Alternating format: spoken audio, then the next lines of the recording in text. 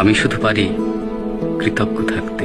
আমি মেনে নিই আমি কারো ভালোর জন্য কিছু করতে পারিনি কখনো।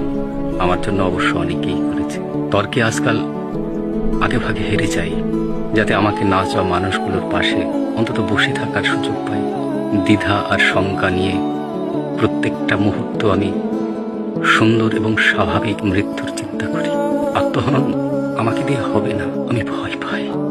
আলাদিনের চেরাগ যদি কখনো কোনো ইচ্ছে পূরণ করে দিতে চাই নিজের থেকে, আমি শুধু চাইব মৃত্যুর আগে একটা দুশ্চিন্তা মুক্ত দিন, আর ছেড়ে যাওয়া মানুষেরা আমাকে যেন জড়িয়ে ধরে তাদের বিশুদ্ধ অন্তরে। আমি শুধু পারি কৃতজ্ঞ থাকতে। আমি মেনে নিই আমি কারো ভালোর জন্য কিছু করতে পারিনি কখনো। আমার জন্য অবশ্য অনেকেই করেছে।